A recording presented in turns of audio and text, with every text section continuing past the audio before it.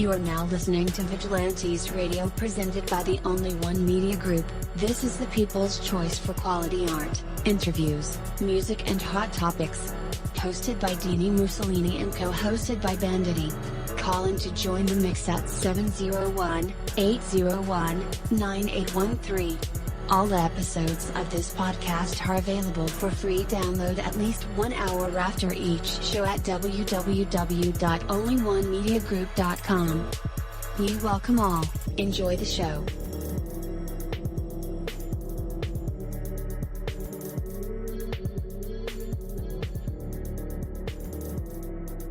Yo, it feels so good to be back with you guys once again.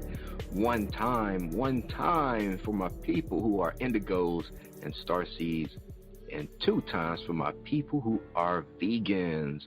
We are averaging over 34,000 plus listeners and over 888,000 downloads worldwide.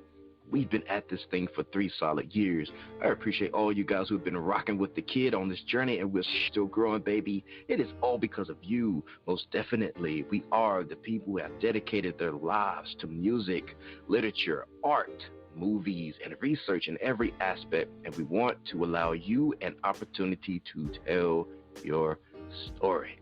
Man, and we've had celebrities on the show, from Grammy Award-winning artists to nominees, to actors, comedians, geniuses, visual artists, from authors to professors and aliens, or people who think they're aliens. It doesn't matter though who you are or where you come from. Come on our show and talk to us. So check it out. To book an interview or just to share a real cool story, email me at vradio@onlyonemediagroup.com. I am passionate about what I do, just as passionate about what you do, and together, yes, together, we can get your voice heard by the people who should hear it. So let's create something incredible. And with that, hello and welcome to another episode of our podcast, Vigilantes Radio. Thank you guys again, as always, for tuning in and being a part of our audience family. If you would like information on how to call in, ask questions, or speak to the guest, dial 701-801-9813 or hop in the mix directly from the website, which is onlyonemediagroup.com. Scroll over to the Vigilantes Radio tab and slap that go live button, and you'll be right here in a chat room or in the mix with all of us. Feel free to shoot over some questions to ask our guests while they are here. Now, there are times where I am talking like now, and people are sending me multiple messages. Like, I can't just stop, talking to read the messages. If I do, I'll start reading the message. So I will get to them as soon as possible. And if I don't during the show, I do stick around and answer any questions or talk to the many people who listen to the show, after the show. So stick around, grab a beer or whatever you like to drink, and just chill out with Dini. But anyway, sometimes we do take calls and let the callers ask our guests questions, or we just read them from either Facebook, Google Hangouts, questions from Snapchat, all over, any messaging app. We get a lot of messages from everywhere. People tune in from almost anything. So yeah, feel free. And as always, all episodes are available for free download. And you can grab that from Spreaker.com/Only One Media Group. Be sure to follow. Also iTunes, YouTube, and there's an app called Podcast Addict. That's right, 24/7, we're in your pocket. So stream us, download us, bootleg us. I don't care. Sharing is caring. And and that goes for every single episode that we've ever aired. Now, we also have another platform over at Blog Talk. We don't use that one anymore, but all of our previous episodes are archived there. We're working on moving all of those episodes to our new platform, so you can still check those out. We have a lot of the celeb interviews there, and we have a few on our new platform. But yeah, we're working on moving everything over, so just keep your eyes and ears peeled for the transition. And if you have any problems pulling up an episode, definitely hit me up and I can send it to you. Well, tonight's episode is the Punskription. Let me say that again. Punskription episode. And I'm your host, Danny Mussolini. All right, so we have about 16,000 live with us tonight on the phone lines. There's a handful of you guys in the chat room. What is up, beautiful people? How was lunch? Cool. All right. That's great. So over the course of podcast, when we have a music guest on, we share different things in the industry or from the industry where I worked. Still work, but I don't give too much information, but I give enough to help you along your journey. So we talked about Twitter. So Twitter is a social interaction. That is the point of Twitter. So, just jump into a conversation. Not only may you end up building relationships with people that can help you in your music career, but you will also be able to draw people back to your own Twitter page where all of your news about your new releases, tour dates, and more can be found. You may even draw in some new fans. So I've been putting this to the test because I have a Twitter account for a very long time, but it's kind of a turnoff because you have only 140 characters. Like, I have so much to say at times. But I've just started getting back into Twitter, and I've actually grown my Twitter page by the thousands since I've been back and doing these little tidbits I've been sharing with y'all. And that's basically following people who follow you. Just following back, retweeting, actually, replying back to tweets, jumping in the conversation. And so I've gained some followers and some who were interested in the music that I do occasionally, and a lot of interested in the podcast, which is the most of the famous, right? So so try these things out. They work for me, they may work for you, but don't waste too much time. Like MySpace, Twitter can be an enormous time sucker. Don't substitute interaction on Twitter or MySpace or any social networking site for actually doing something. Twitter can be a tool in your promotional arsenal, but it should never come before the basics, like practicing, playing shows, promoting yourself. Your number of Twitter followers, like your number on MySpace, who thinks about MySpace these days, is actually a pretty poor indicator of how much you're accomplishing. So don't forget, most of what you need to do for your music career needs to happen outside of the virtual world. A lot of people forget that. And I call them internet artists because that's all they do. They make music, post it on the internet, but they never do any shows. And that's cool. That works for some. I'm not knocking that, but when I get an artist who's looking at the bigger picture, but they've never performed a show. And I was like, okay, so what's your end goal? Well, I want to be the biggest superstar. What are you doing about that? Oh, I post my song on SoundCloud. Okay, are you out mingling with real people, like at bookstores, at house shows, coffee shops, bars? Are you doing those kind of things? No. But I tweet a lot. Okay. So you get what I'm saying. There's a lot more when you're looking at an overall career. You just can't base it off social media. I was telling a buddy who was bragging about his 150,000 plays on one of his songs. I'm like, yeah, that's cool. My song has 15,000. I mean, that's not nearly as much as you. He's like, yeah, that's cool, right? I said, yeah, that's cool. But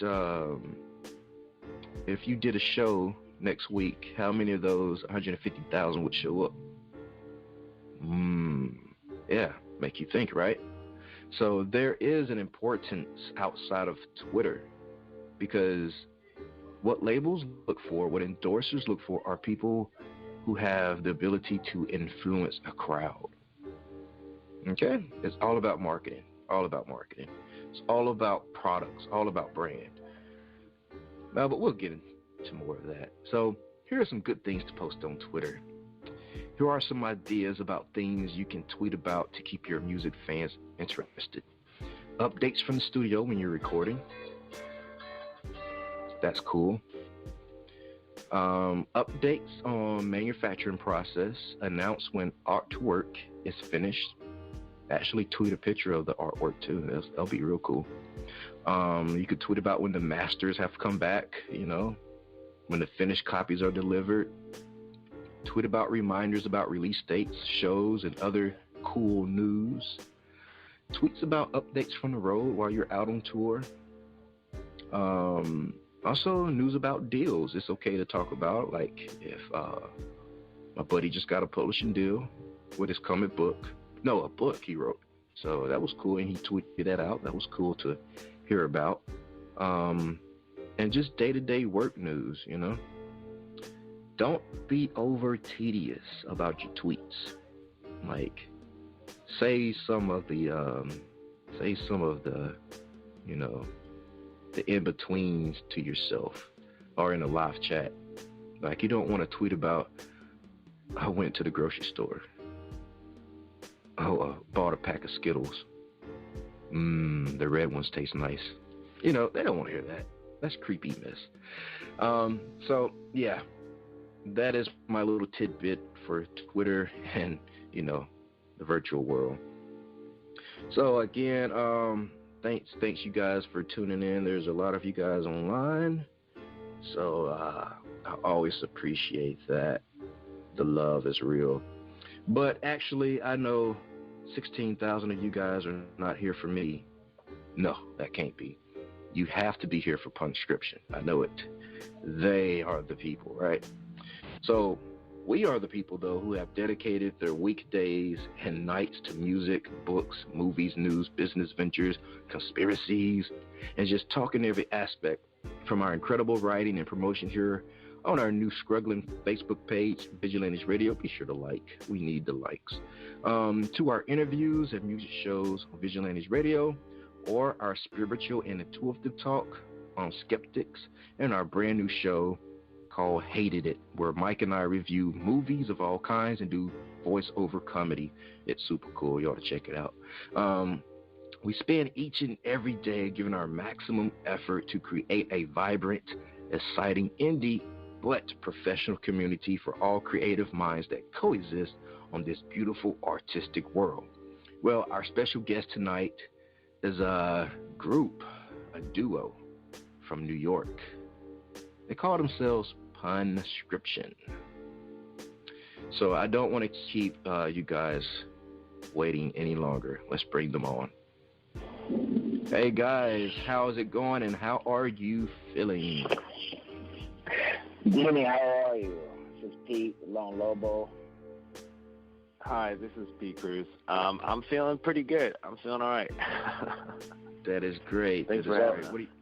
What are you drinking? Green tea or the Before we go any further, we just wanted to thank you again for having us, and we apologize for the mix-up last time. That's our bad there. No, I heard about that. So there was a snowstorm, right? Something to that effect. We just kind of dropped the ball there.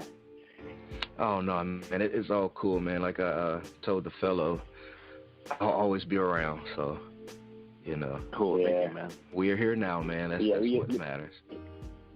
Yeah, we just didn't want to, not address that. But yeah, we chilling over here, man. I'm actually, I'm in my car because I got a full house tonight, so I don't want to be interrupted. My son knocked on the door, my wife come and ask me a question, so I said, let me go outside and go somewhere quiet where I can talk. Definitely. It's the same here over in my room. We have, all kind of people walking in and out of the building, and sometimes they get loud. It's like, hey, shut up! I'm doing a podcast. We have 34,000 people online. Shut up! Yeah, I hear you. The only thing is, people keep getting mad because they roll up past, next to the side of my window. They're like, "Are you leaving?" I'm like, "Nah, man, I'm not going anywhere." Yeah. I'm not losing this parking. He's like, hey, can't you see I'm doing an interview? Right.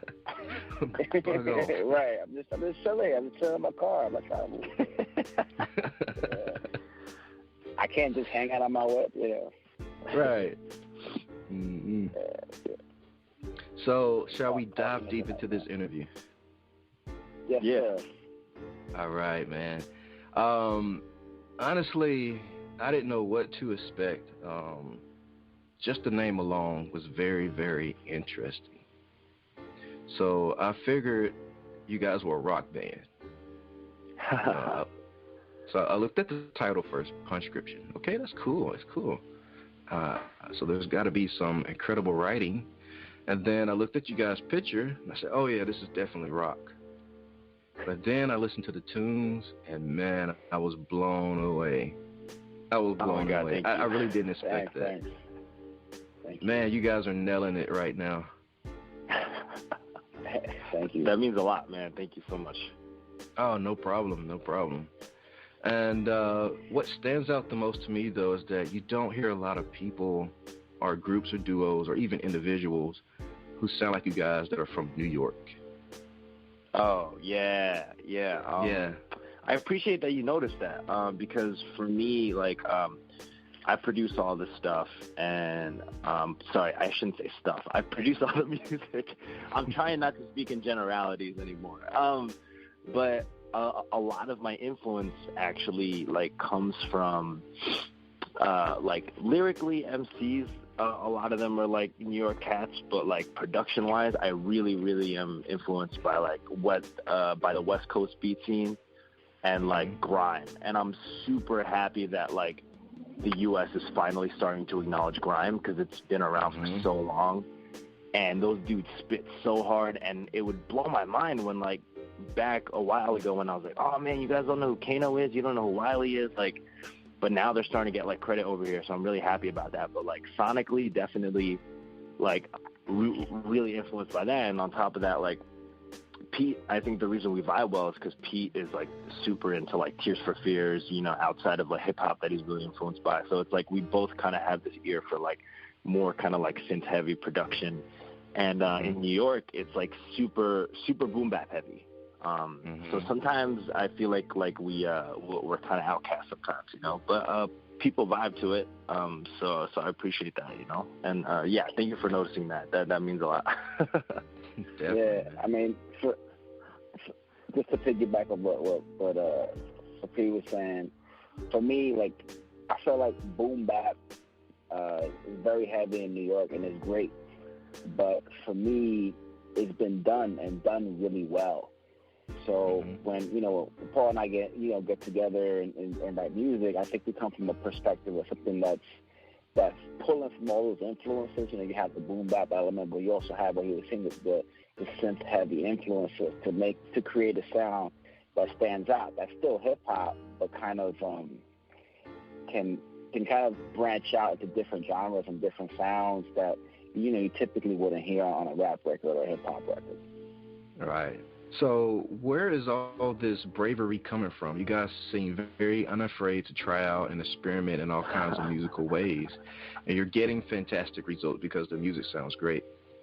Is there anything? Well, let's back it up right there. So yeah, where is all this bravery come from to just try something totally new? That I can't even name one group in New York that's doing, you know, a mixture of grime and hip hop and there's a little rock texture in there. Yeah, I mean, definitely, yeah. I actually grew up, like, musically.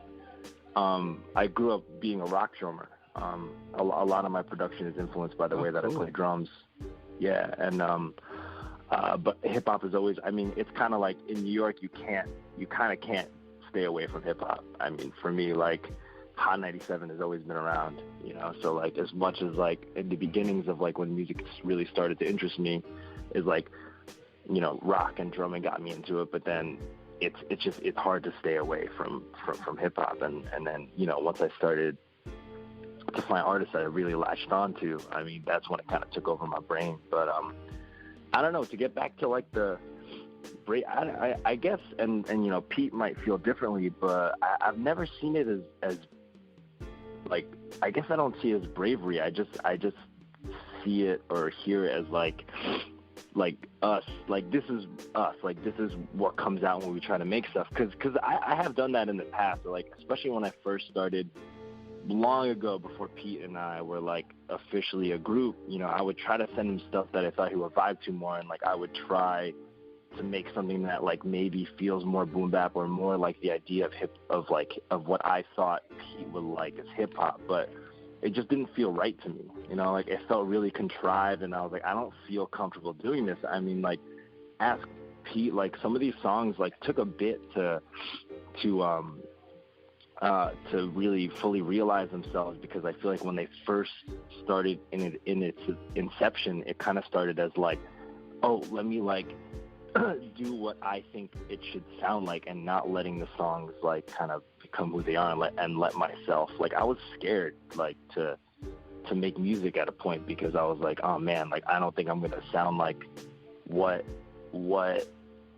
I think hip hop is supposed to sound like, and that kind of like freaked me out a bit. But then the more I tried to make things that didn't feel right, the more contrived it felt, and it didn't feel good, you know, because I feel like if you're gonna create something, it's got to feel good, and it's got to be something that I could say is authentic to myself, or else I feel like I'm kind of just kind of wasting my time making music. But yeah. What I was gonna say is that I think being having a regular like 9 to 5 and just living and paying bills, and like having this art form be your outlet, for me, I felt like it would be a disservice to not be honest and to not just be who I am. So like when Paul sends me a beat, you know, it's just me reacting to him sonically, you know. And I think a lot of our process has been finding that space where it's just, for lack of a better word, just organic. Just something that we put it on, we're both vibing to it, and then we just write, and whatever comes out of it comes out of it. So I don't think we ever go into creating a song with an expectation. We just kind of build on a vibe, and then that's where we make our best stuff, you know. And I think that's what's come across in our latest EP, and also in the music that, you know, we're working on now, is just finding that vibe where, you know, it's kind of like when you're hanging out with your boys and you kind of all are on the same wavelength, and you just build it on a conversation, and it just builds and builds and builds.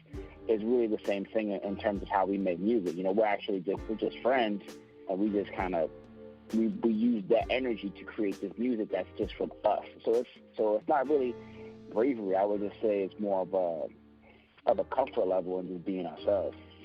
Definitely. So really, you guys found your niche, pretty much.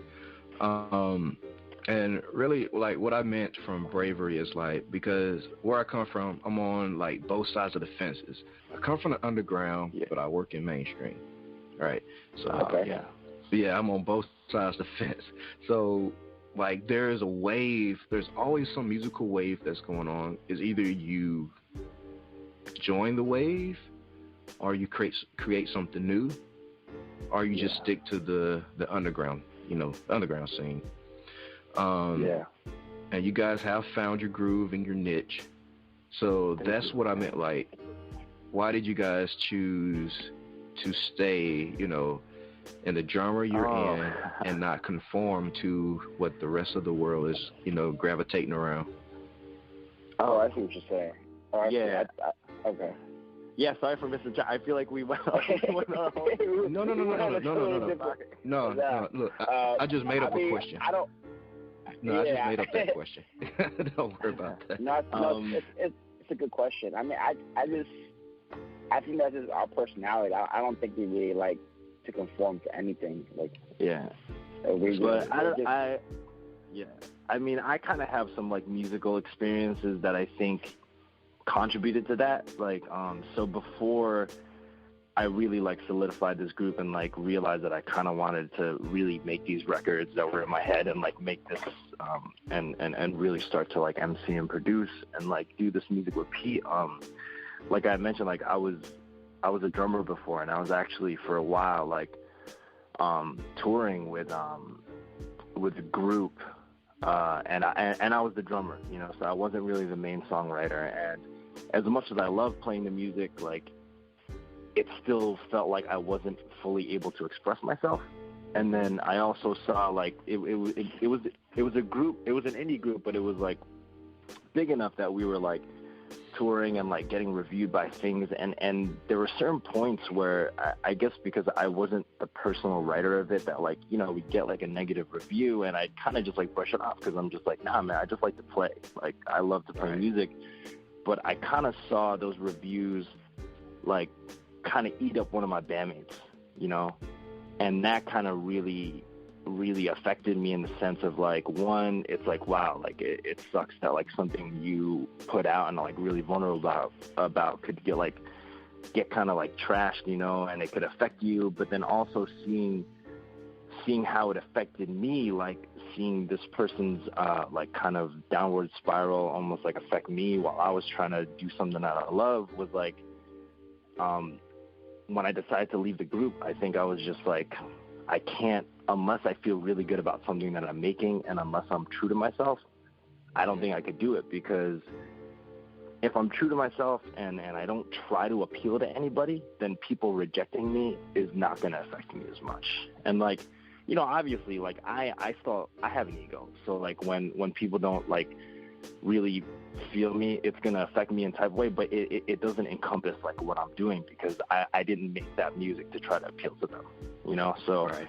I think it's kind of like me, it's like a safeguard. And also, like, just like you, I also work, like, my day job is just happens to be in the music industry, which is something I never thought I would be doing. And, like, just seeing really how much is put into, like, getting these records out there and, like, doing these, like, kind of like press cycles and all this, and seeing really, really how much it takes is, like, kind of jaded me a little bit, where I was like, you know what, like, if it really takes this much, I'm fine just doing what I do, and if somebody happens to like it, then they'll like it. But if, like, my whole being and, like, my whole kind of, like, putting bread on the table kind of, like, depended on somebody else's idea of what my self-expression was like, I don't know if I'd be able to handle it that well. And I don't know if that's my way of, like, rationalizing, not being a huge artist, but, like, I think it helps me in a sense of just, like, I can't put that kind of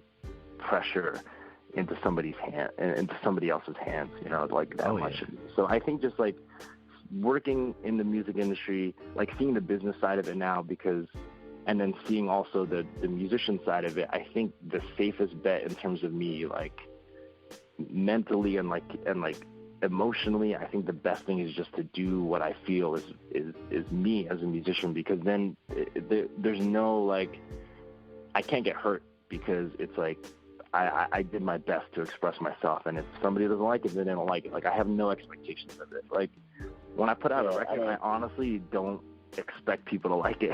so it ends up being like a pleasant surprise when I hear our people are feeling it, and I don't know.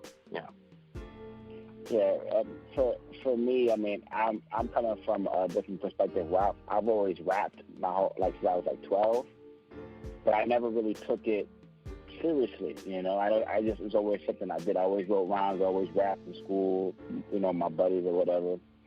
But I never took it seriously. And then as Paul, we met in college, and I just asked him for a beat one day, like, just, because I felt like I just needed to do something. Like, you get that inclination as an artist to create something. Mm-hmm. And then from there, we just kind of, over the years, we just ended up forming this group. So, again, I kind of just rap because I like doing it, you know what I mean? And to me, the only people I would want to impress are my peers, like my homies, or Paul, like when I spit him a rhyme or whatever. And that to me is enough. So when somebody likes our music, again, it's like a surprise, because I don't really do it for gratification. I really just do it because I just really like to rap. I really like to create. I really like to just to entertain and to enjoy it, to enjoy that process of creation, and interacting with the crowd too. It's just great. Just that exuberance you feel when you're on stage is wonderful. But I most certainly do it for me. But, like, I appreciate when folks just show love and take the time to listen to our music, because that's always great. But again, I don't go into it with expectation. I think that's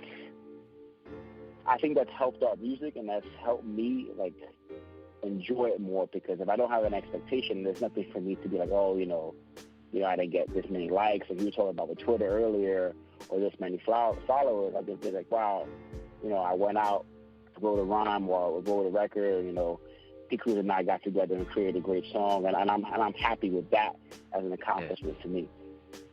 That's cool, man, that you guys are, your viewpoints are like that. It's very humbling, very humbling. So when, if ever, do you feel that it's necessary or perhaps worth it for a group to compromise something along the way in order to continue forward? Oh, I mean, I think, and I know this might sound contrary to like what I just said, but like, I don't know, if like a certain amount of money is involved, I don't know. I feel like sometimes I see cats on like a McDonald's commercial or something, and I'm like, when I was a kid, I was like, shit, I can't believe, like, I remember when I saw Dwelle on a McDonald's commercial, and I feel like a long time ago I'd have been like, oh, what's up, like why would Dwelle on a McDonald's commercial? Like that's fucking selling out. But like at the time that I saw it, I was old enough and money was a real enough thing that I was like, yo, good for Dwelle that he was on a McDonald's commercial. Right. Like, I don't know. Like money is a real thing. Like I used to, when I was a kid, when I was a high school kid, I used to be such a purist, like I used to be like, oh, why is that band doing this? Like, they're not being true to their art form. And then when I get older, I'm just kind of like, man, good for them. They're eating. Yes, they're paying bills. Yeah. So I feel bills are real. Mm-hmm. Yeah, like I feel like there's I think it's important to like learn how to compromise, and I feel like that's why I'm almost like, once again, this might be a rational, like a way of me rationalizing me not being a full-time musician, but I think this is why it's sort of an artistic privilege to be independent and to like, as tiring as it is for us to make records around our full-time jobs, like both of us work 9 to 5s, and it sucks. Like scheduling sucks, and like to get work done, I literally wake up early in the morning and I go to a coffee shop and I just make sure I produce at least a song a day, whether or not that song's heard, like, and that's tiring. It gets really exhausting, like mentally. But the beauty in it, in that like our income isn't based on our music, is that like we could make whatever the fuck we want, Mm-hmm. And I think there's a certain freedom to that. But like when you get to that place where like that's how you eat, it's like, I don't know, if you get some kind of sponsorship deal or whatever, and you could make some hit track for like and get a huge sync and like make a commercial for some big company, it's like, man, how could I blame you? Like that's how you got to eat, So yeah, I mean, people take care of their families, they have responsibilities that we don't see, so. It's different once you're responsible for people or for others, or like the people are depending upon you, for their livelihood. So, I mean, I understand it. And I don't think if you're an artist, I feel like it's not even gonna affect you, because recently we found out that like Pusha T made that McDonald's commercial, right? Yeah. And like like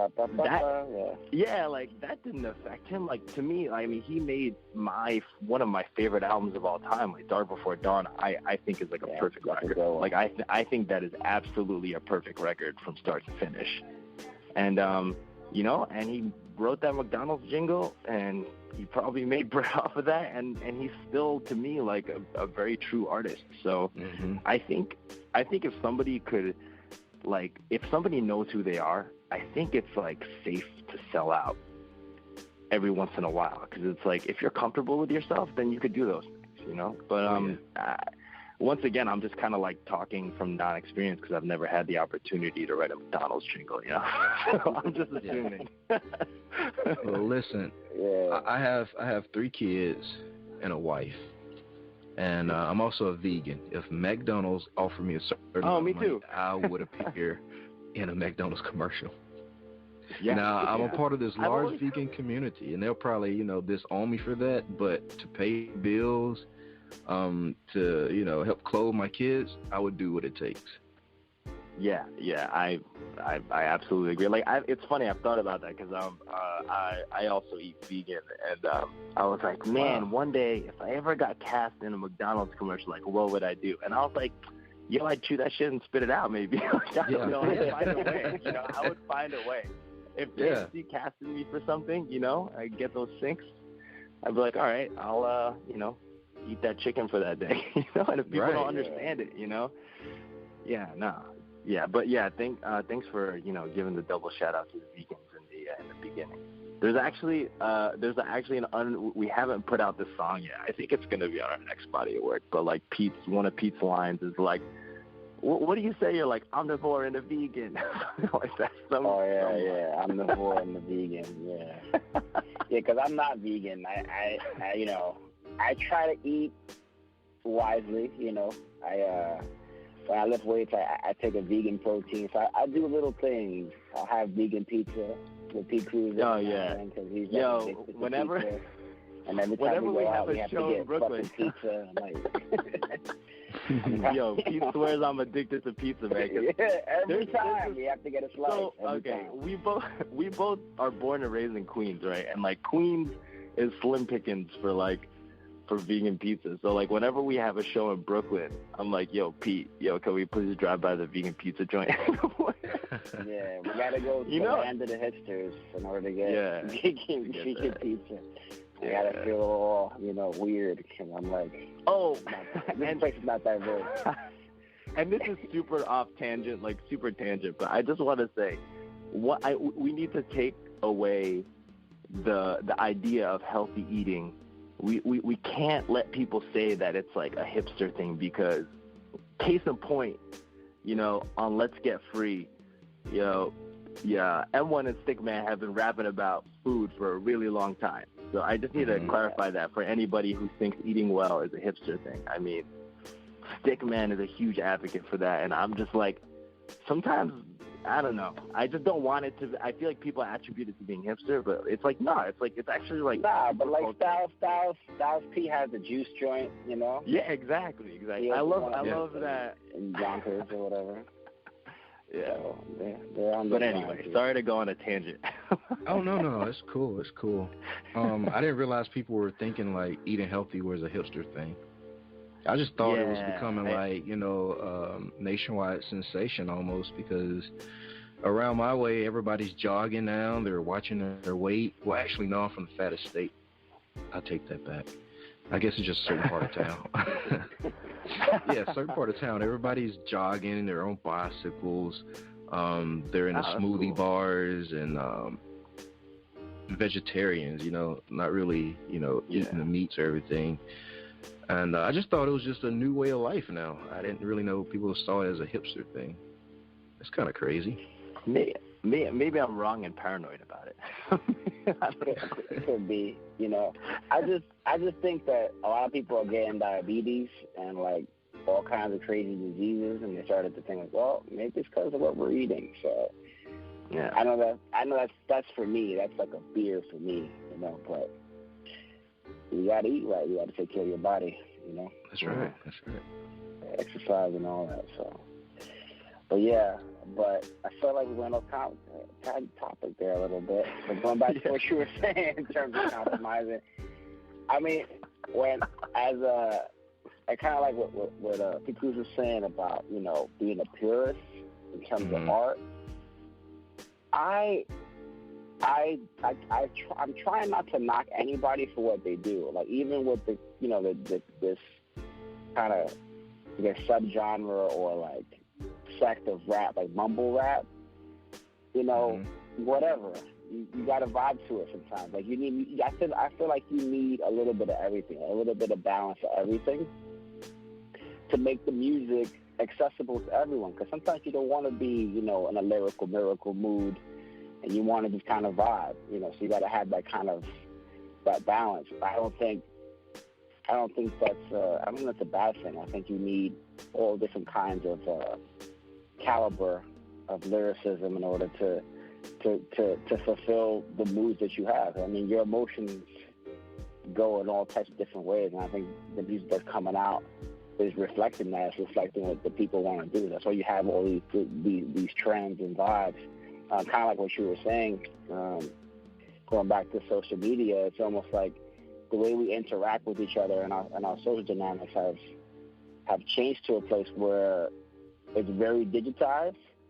Mm-hmm. So that when we're in like the real world, our social skills are a little bit different. So you can see that in the music. So like the music is like more vibe based, more like saying less, because we kind of say less with the digital world and how we communicate back and forth with each other.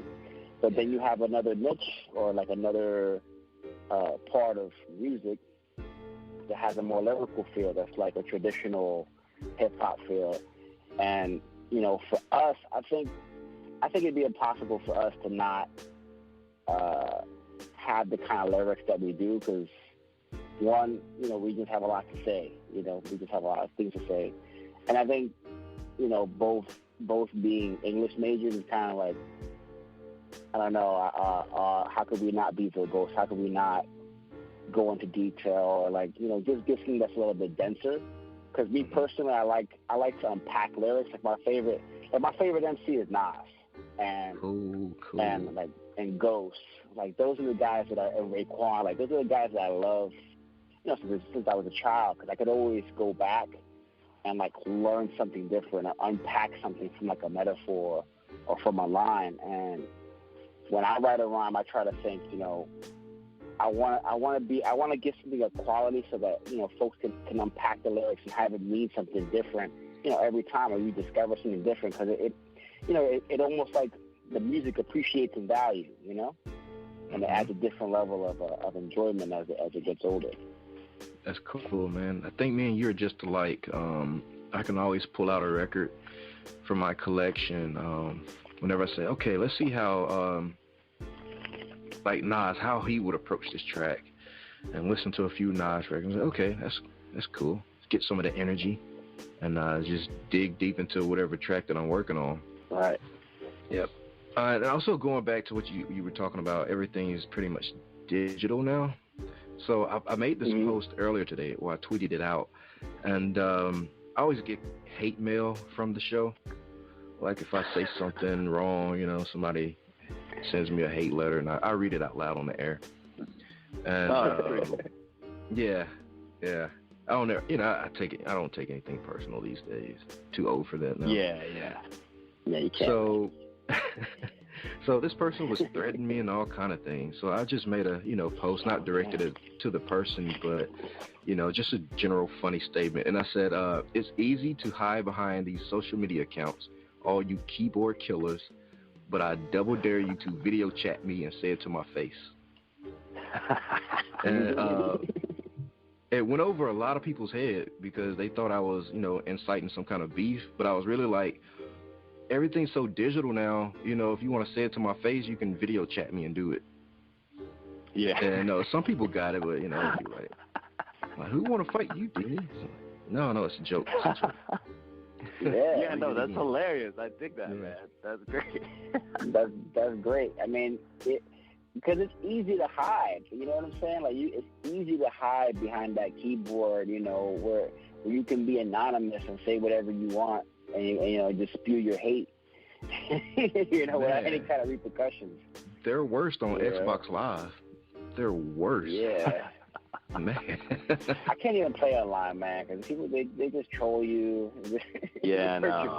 Back when in college, when I was like heavy into Call of Duty, I wouldn't keep a headset on. I just couldn't. I was like, nah, man, I can't keep my headset on while I play.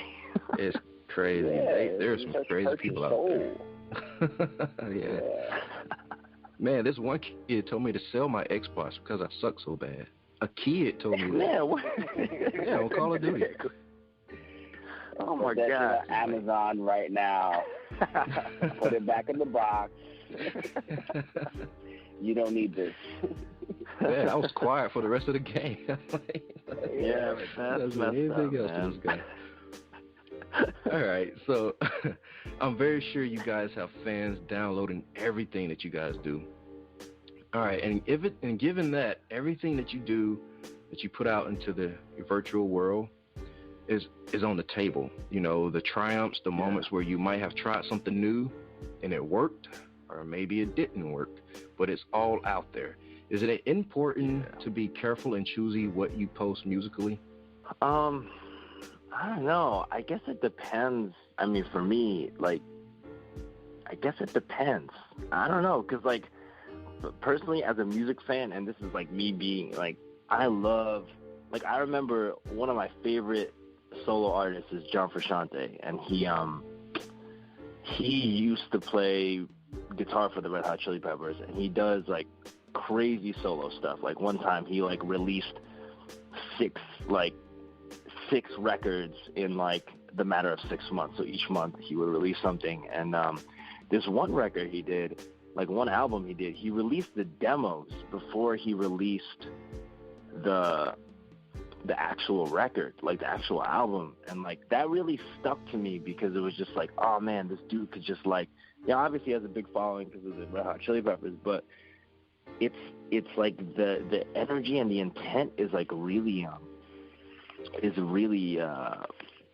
really raw, and I love that, like, as a music fan. But I feel like I would never do that with Punskription because I have a responsibility to Pete.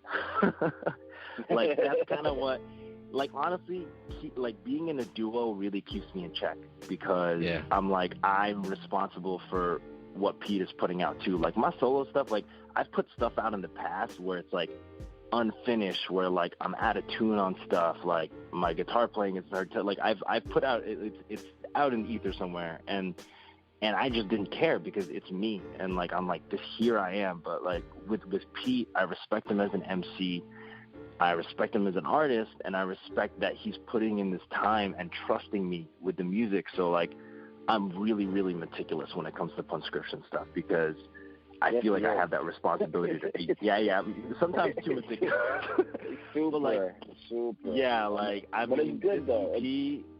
There was literally, I was doing production tweaks that probably nobody hears. I was doing production tweaks like the night before they were doing like for mixes. But it's, I think it's like, because I care about what Pete thinks about what we're doing and what people think about what Pete is doing with me, I think I care about that a lot. But like, I also think there's something really liberating. Like, I remember a long time ago when Talib Kweli put out that Madlib record, Liberation. It was with Madlib, right? And he was like, this was before internet things were popular, and he kind of just like was like, fuck it, I'm just gonna put this out. Like, I'm not gonna tell anybody, we're just gonna put it out there.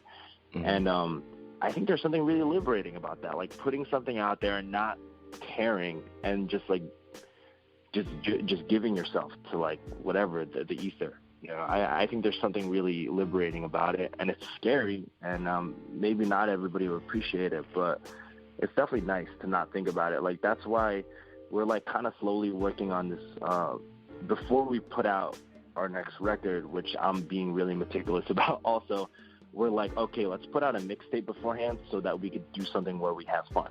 You know, not that our music isn't fun, but it's like there are some like carefree lines on it that I probably wouldn't allow myself to say like on an actual record. That's like more of a concept, because I think all of our stuff is really conceptual, and I think it's important that we put out this mixtape for me, because it's like we get to put out songs that we probably wouldn't put on a record, and it also gives me the freedom of like, all right, I'm gonna put this out as long as the energy's there, but the take doesn't have to be perfect, you know. And there's some magic in that, because I think there's some crazy pressure I put on us sometimes that like I'm less forgiving of myself than I am of other artists, you know, and that's really like weighted for me. And I think just doing both, like putting out something really meticulous and then putting out something where it's just like, oh, here we go, I think it's just going to help me mentally, you know. So I also think if you look at other artists too, like they'll do stuff like that. They'll just put out a mixtape, and it's kind of like you can, the energy is different. It's not as polished. It's a little bit more raw, and it's good to see an artist like that, because you have a different interaction with it. It's like, wow, it's almost like you discover a totally new facet of the artist that you never knew about. Like Lupe Fiasco, for example. One of my favorite things he's ever done is the mixtape Friend of the People. Mm-hmm. And I mean, he chose really dope beats. The rhymes are super duper tight, but it's fun. It's a fun mixtape. It's got like heavy, political content. But again, it's just a mixtape. It was free. I got it off of that piff, And I think that's it's like a little treat for the audience, or for folks that that really are music heads or hip hop heads, to kind of those treat that you get that that stand out from an album. Because sometimes when you work on an album, you have a concept in mind. You want it to be polished. You want it to be mastered. You want it to be mixed. There's not all the room for error or for playfulness in a sense, because it's serious. If you're really passionate about what you do. Whereas a mixtape, it's serious, but you have it's almost like practice, like you're training, like you're sparring in a way. And sparring will get you ready for the fight, and it's good to watch, and you can appreciate the technique of it. But you need both. I feel like you need the end product of the album, and you also need the mixtape to give the, like I said, that treat for the listener to hear that more fun kind of raw side of you. That makes sense. Mm-hmm. And on that same note, suppose something that you wrote didn't represent you as much musically down the road as it does today. Would you take it down, or would you leave it up to tell a part of your story overall? You never know. I would leave it up. You leave it up. Okay. Yeah. Now, in fact, we have a song that Pete said he won't perform live anymore. That's still out there. I won't tell you what it is, but it's out there. Yeah. He will not perform it live. He will not. Wow. The thing is, though, I'm the opposite. Think about this. I take all the old stuff down. I'm the opposite. I take it down. Yeah. How come? I'm curious why. I guess given the position I've been given, and always, preach and rave about quality over quantity. Yeah. So okay, cool. There are a few things that I'm ashamed of now that because I thought I was great back then, but I really sucked back then. And I'm in a better position lyrically now, so even listening to it myself, I get obnoxious or, feel sick. So I wouldn't want anybody hearing that garbage, So I do pull like old records off the internet very quick. Oh, that's interesting. That's pretty. That's cool. That's cool. I dig that. Yeah, I guess I'm always worried that what if somebody vibes with that old stuff more than our new stuff, or maybe it's better to have stuff out there if maybe the old stuff will bring them to the new stuff. I guess that's why. I don't know.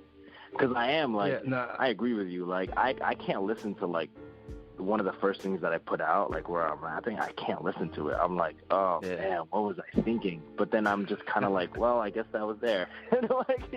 Yeah. See, that was the second part of my question. Yeah. You never know. One song might mean the world to someone else.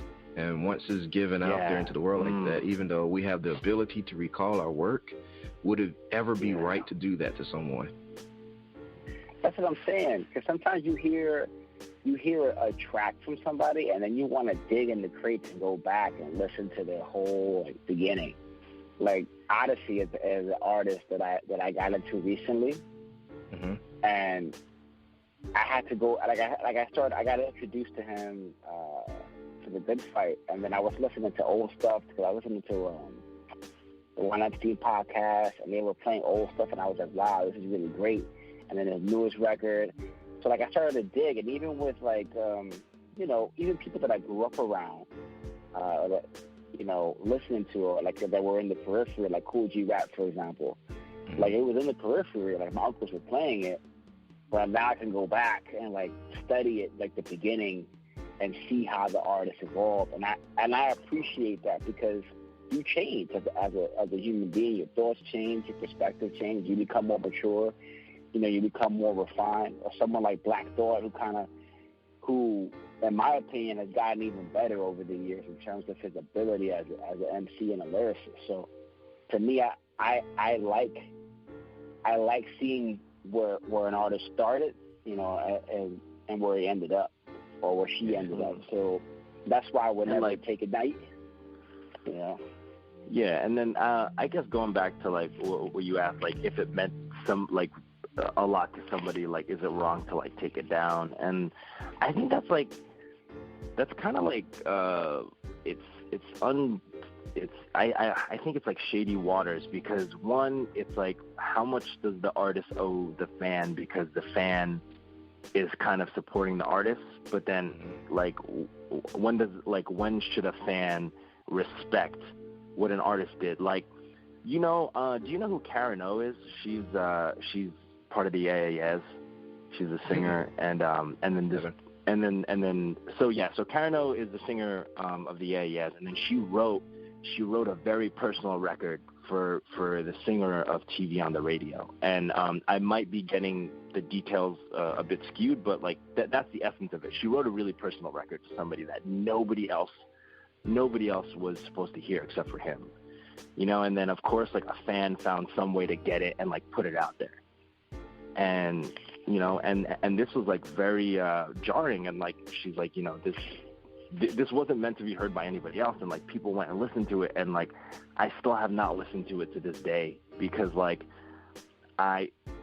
Karen O as an artist, just the band, the Yeah have given me so much already that if like I need to like remember that they're people, and I need to respect that boundary, you know. And you know, I understand if people don't respect that boundary, because you know, it's like they want to listen to the art, and the art is out there. But I think there's a point where like, and it's a push and pull. Like I don't think there's a straight answer. I don't think there's a straight answer. But I mean, when it comes down to it, I think if you as an artist don't want it out there, then take it down, because like you've already given it for that amount of time, you know? Yeah. So why not? Like, it's yours. It's yours to do with what you want. So I could see how people could go one way or the other, but like, I don't know. Sometimes I feel like if an artist doesn't want it to be heard, then it shouldn't be. Like, even there's this documentary of Vic Chestnut, who is one of my favorite songwriters. He killed himself a long time ago. And like, there's been this argument between his then I think wife or girlfriend, who kind of is like, I guess who takes care of his estate, and this documentary filmmaker like can't put out a documentary he put of him, because like I think there has been some kind of battle between them, and like it's up. Somebody took it and just posted it on YouTube, and as much as like Vic Chestnut means so much to me, but I still haven't watched the documentary because I feel bad, you know. Because somebody who was close to him doesn't want it to be put out, you know? And I can't, I feel like I'd be like kind of like greedy if I took that. So like same thing like with you, you know, like if you put out a song and you were like, I don't want anybody to hear this anymore because I'm not proud of it, you know, I wouldn't want to make you feel uncomfortable, you know, by like trying to like find some kind of sketchy way to like try to take that music back from you, you know? Yeah. But I think it's just like, it's different. Like I think we all feel a certain way because like we're artists, and then some people who don't create art and just like are very into like consuming it, you know, like they might feel differently about it. So I don't know. I think it's a bit of a gray area, you know. So tell me, Punskription, tell all of us as direct as you can, what is it you're looking to express through your music? What do you want us to feel? Where do you hope it will take us in our minds when we listen? Damn, that's hard. You want to answer that? Unravel every detail and nook and cranny in your music and tell us exactly where you want us to go, moment by moment. I just, for me, I would just like to convey the experience of a man who's, you know, I'm a father, I'm a husband, and I work, and I love hip-hop. And that's my story, and that's it. And if you vibe with that, great. You know what I mean? That's enough for me. But that's the story that I want to tell. You know, and that's the story that that I try to tell with my lyrics, or even when I just want to be clever. Again, my love for hip hop. When I get clever or lyrical, or just commenting on the life that I see, on the life that I see around me. But again, I'm a father, I'm a husband, and I work. So I'm a blue collar guy, and to me, that experience is typical of New York, wherever across the United States. And I think a person who's working, trying to do their thing, trying to come up in life, can hear the music and relate to that. And that's the story that I would tell. Whatever story that I'm living, this is the one that I'm living at this particular moment, is what I'm telling. And that's the vibe that I want to convey, and for the listener to absorb. Yeah, and I guess for me, like, in simplest terms, like, I hope this record, if somebody listens to it, that it makes them feel like they're not crazy, because I feel like that's what the best music, like, I feel like for me, that's what the best music has been, like, that guy Vic Chestnut that I mentioned earlier. The reason he's one of my favorite artists is because there's this darkness in his music that I thought nobody else felt, and listening to it, I'm just like, oh, thank God I'm not crazy. Like, I'm not alone. Like, somebody else feels this way, So, like, beyond, like, my lyrics, beyond my intention, because honestly, like there's this one artist, there's this band, the Mars Volta, that I love, and, like, the two main guys in it, one of the dudes is the singer, and one of the the guitarist who writes all the instrumentals for it, he's like, I don't want to know what, Cedric, the singer, I don't want to know what his lyrics mean, because they mean something else to me, So, like, no matter what I say and no matter what I intended, if it could mean something to somebody, even if it's, like, not what I intended, and make them not feel crazy and not alone, then I hope that's what people get out of it. Right. That's all right. That's cool. Yeah. All right, so we're on this online publication of ours, well, not actually publication, broadcast of ours, which is based on the west coast of California, but broadcast from the south of Mississippi. I'm wondering how far. I'm wondering just how far you've seen your music go in this world. It's always incredible to learn about and listen to music that has its own unique elements and style, like yours does, when it comes as far away as you really are, which is really not that far. You're in New York. I'm out here in Mississippi, and the station's out in Cali. Would you say that as an independent group in the present day and age, is it tough to gain the attention of the rest of the world? I don't know, man, because sometimes, like, I see artists and they just blow up randomly. So I think obviously part of it is work, going out there, playing shows, making yourself known. But some of it too is just being at the right place at the right time, and getting that right exposure from what I see, going on right now. But I don't know if the difficulty is getting it out to the world, because all you have to do is upload it, because you have all these avenues to distribute your music quite easily. It's just, how do you make folks care? And I think P. Cruz and I, we're still trying to figure out the best way, about going about doing that. About, we play shows, we try to, our standard is playing at least once a month, fitting that into our work schedules or whatever, and just kind of building that core base little by little, off the strength of playing shows and off the strength of us putting our music into the ether, as Pete Cruz was saying, and just having something for people to listen to. Because I think, for me, that was always a point of anxiety for me, like not having something to show. Oh yeah, you rap, so where are your songs? But all right, so now I have something I can give to you in your hands, or tell you, hey, go to this link, and you can listen to it. So I'm not sure that I think that's the best answer I can give you at this time. Yeah, and I think it's funny. I think it's a mixed bag, personally, because, like, for instance, like, one time when we first put out, a long time ago, before the EP came out, we had finished one of the songs, Dreams from a Cubicle, from the EP, and we're like, all right, let's just, like, put it out there and get some feelers, and like we didn't get much like, you know, blog attention for it, but like one like small blog in Germany put us on their playlist, you know. And it wasn't the biggest, you know, like to some people it may not be a big deal, but to us it was just like, it felt so nice that somebody from another country, just one person, could listen to it, you know. But then again, I feel like because of technology and like the accessibility of music, which I'm a huge proponent of. I'm a huge proponent of like music being easier to make for the masses and for people to put it out there. But I also think it's harder for people because it's like I feel like people feel like everybody makes music now, so it's kind of hard to really get people to listen. So it's weird. It's a mixed bag. I think the internet has made it easier for people to get their stuff out worldwide. But then on another tip, like it still takes work. Like it still takes work to get your stuff out there. So yeah. I don't know if I answered your question.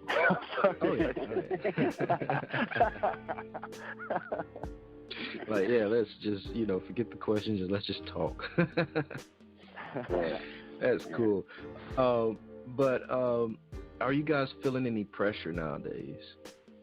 I know you're up early in the mornings working on beats, but besides all of that, like the pressure to put out content, to you know, perform, to go over artwork, to discuss track listing. Yeah, definitely interviews, feel pressure, you know? I think. Yeah. Well, this interview has actually been really wonderful, man. I think you're a great person. You ask great questions, hard questions, but like great questions. And thank you. I don't know, you're just easy to talk to.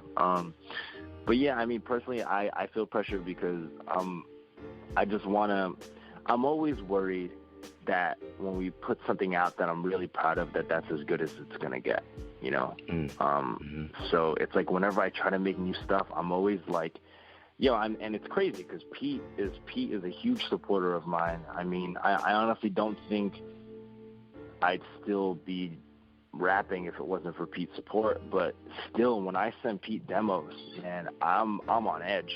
Like I'm on edge. It's like I'm like, yo, Pete was so happy with his last EP. Like I'm so scared. Like, so I'll send him a demo, and like we do Google Hangouts a lot, you know.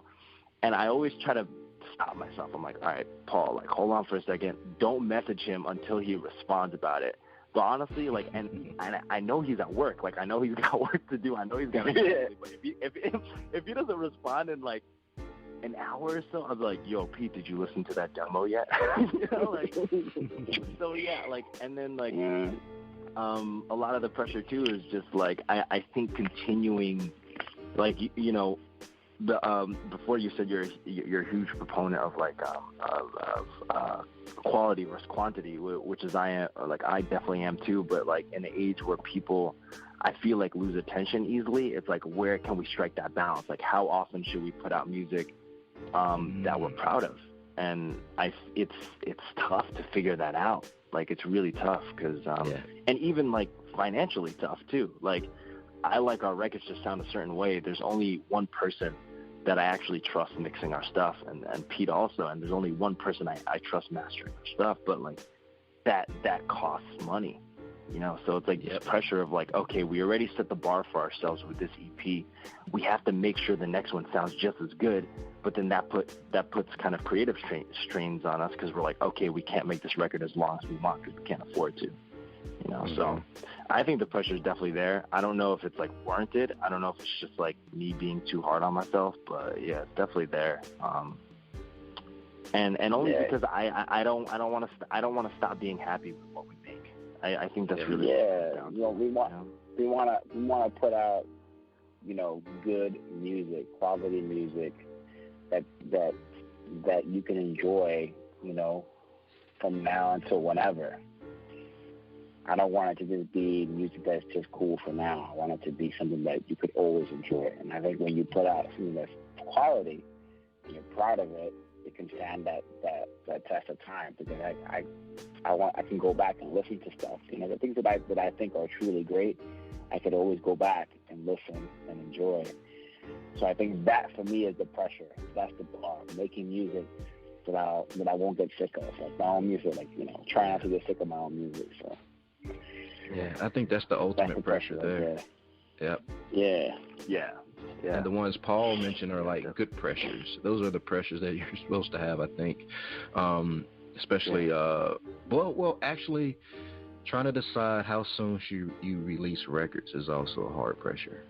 Because what's your take on that? Well, me, I do something every 3 months.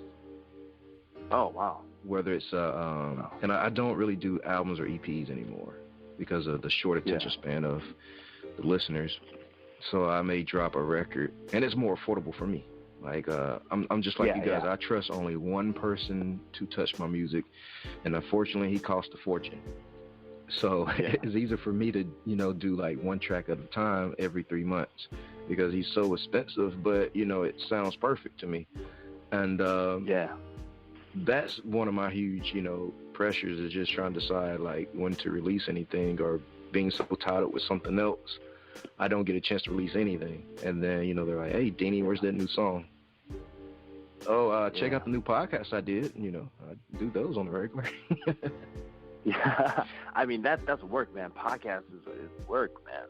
Oh man, that's work. Like that's I respect like that you've been doing it for this long, man. It's like it's really crazy. Like, and like if you don't mind me asking you, because this is something like I struggle with definitely. Like if you don't put something out, right, like something new out after a certain amount of time, do you feel less like an artist? Oh yes, at times, yeah.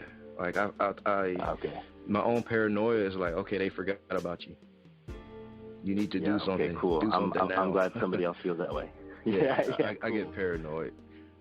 So I either do like a video chat, live chat, or I do something involving a picture and let that, you know, get a couple of likes. Well, it's not a couple, but let them talk about that for a minute. If I'm, you know, slow to get some music out. Yeah. Because that's what I'm always worried. I'm always worried about people's attention spans, you know, which is funny because, you know, we've been talking about this whole time that like, you know, making music that we like and you know, doing it for ourselves, but like, it's still there, you know, like that like kind of self-conscious thing. I think that happens to anybody who puts out music, you know. Yeah. But cool. Yeah, thanks for answering that. It's just nice to know that somebody else feels that way, you know. Yeah, it's funny that you asked me that too. 2 days ago, like every now and then I'll give somebody my personal phone number. And I learned that from my mentor, who's actually I work for my mentor. His name is Busy Bone, Bone Thugs and Harmony. So every now and then. That's dope. Yeah.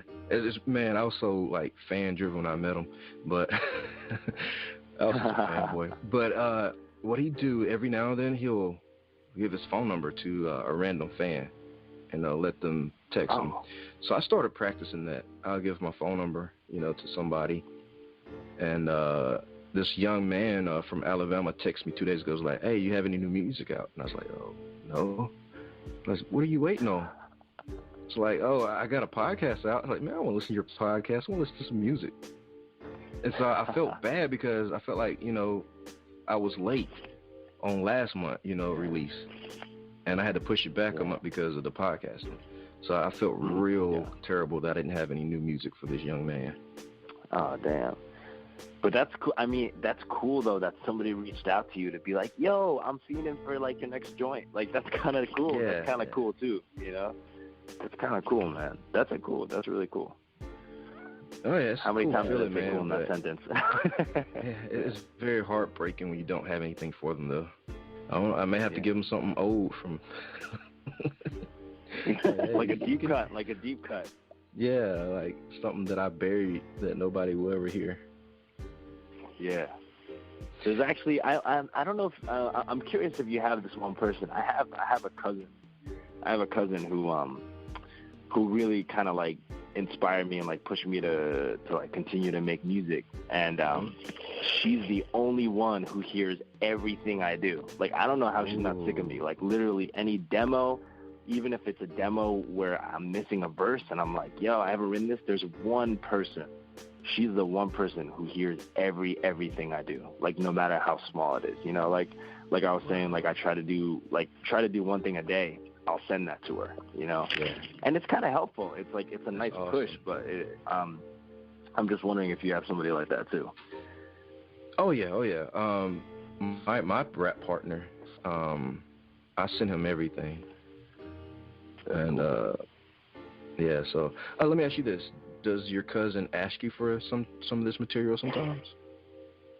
No, she doesn't.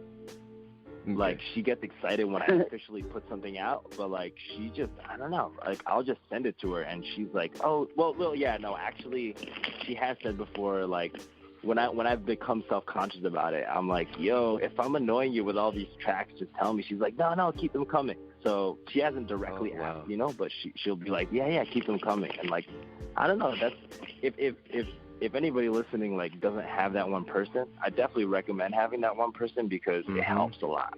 it just helps my brain, you know? Yeah. I make, like, whenever I hang out with my boys, like, I just play them stuff we're working on. I was like, yo, you guys gotta, hold on a second. You guys gotta listen to this real quick. I just make them listen, because I know they're going to be brutally honest, and I need it. I need the honesty. Yeah. I need the honesty, you know. My wife, too, when I play stuff with my wife, she always keeps it 1,000. Bow wow, you know. Yeah, my wife. She's brutally honest, you know. Sometimes it's too much for me to handle, but I guess that's her job. Oh, yeah. So everybody needs that one person to be, you know, brutally honest at all times. Yeah. All right. So you guys just put out Native Brains, Foreign Hearts, which is a cool title, by the way. This past February. Yeah. So are you already working on new songs, or feeling like you need to put something out more quickly in the future? Yeah, definitely. Yeah, we're working on. It's kind of crazy, because after we released Native Brains, Foreign Hearts, we just started working on new material right away, and we basically wrote 2 other projects, right? Like 2 already. Yeah. So we got a mixtape that's probably gonna come out first, and then we'll put out another like mini EP, a mini album, you know. Wow. Yeah, it'll probably be a mini album, like maybe like 7-8 tracks. But yeah, we kind of just, and honestly, I didn't expect it, you know. I didn't expect it at all. I had some like, I had a death in the family, like over the holiday, and I just started writing like crazy, and I just sent it to Pete, and then he started writing like crazy, and then we just like took advantage of like the spurt, and we just kind of went crazy, and like everything's still in demo mode, and we wrote it, but yeah, I'm really excited about it, and I haven't really. It's really funny because we haven't really talked about it with anybody unless they're directly involved, but like. Yeah. Because and one of those things too, it's like, I think the reason for that is because I still can't believe it. I can't believe that it's there. You know, because I thought I was creatively tapped, you know, and it's just been this crazy, like, kind of hitting the floor running, and, you know, I think all we have to do is, like, schedule some, like, final tracking dates, and just try to get it done. But I also think it's because we've gotten to know each other, like, creatively through this. I think that's why Native Brains, Foreign Hearts has been, like, important to us, because we were able to write these 2 things so fast because Native Brains, Foreign Hearts took so long. Like, we were still kind of figuring it out, and a lot of those songs, man, I mean, maybe one day, if you ever want, maybe one day I'll be comfortable sharing the demos of them, but, like, they're so different. And that was really, I'm happy Pete was patient with me, but that was just me being like, nah, man, these aren't good enough. We have to change them. And I did that like 5 times over for all the songs, you know? So I think just like finding our groove really kind of helped us and also having a bar for like the quality of like what we want to put out helped out a lot too. Cause like, it's funny, like because I mainly produce everything. So Native Brains, Foreign Hearts, a lot of the naysaying like came from me. Like a lot of it, I'd be like, nah, Pete, we have to change this. Pete, we got to cut this line. Pete, we got to do this. You know, like I was very, And then this process has been really interesting too, because we'd work on something and then like we'd be like chatting online and people would be like, yo man, I don't think this track should be on the next record. And I'm like, cool, that's it. Like, fuck it, like just let it go. And it's cool to see P like making decisions like that, and I think that helps, like him being able to be like, this is not good enough. Like, it's just really helped us like expedite the creative process without feeling contrived, but I don't know when we should put it out though, because I'm like, should we try to put all these 3 things out this year, or should we wait? And then one like part of me is always like, what's the point in waiting? Nobody's waiting for us. Like, we're super underground, so it's like, we might as well put it out. So that push and pull, man, is like, it's a mind fuck. It's really, because, and I don't know if you're affected by this, Dini, but I started to realize, like, working in the record industry, like, I can't, as an indie artist, I can't hold our release schedules to the same schedules that of the people that I distribute, like that of the companies that I work for, because I have to remember, these bands have been out for a long time. They have like financial backing, and they have they have the luxury of being able to have this whole thing planned out, And I've started to realize, like, at our level, it's like we got to find out our own way, because we're not them. So that's been hard too, because I used to be like, oh yeah, let's wait and let's put it out for a pre-order and let's do that. And then it's just like, I've started to realize that it's just like, nah, we just got to put something out. And I think Pete has helped me with that too, because he's like, yo man, like, we got to put something out that represents us right now. And that kind of lit a fire under my ass. And I was like, all right, let's do it.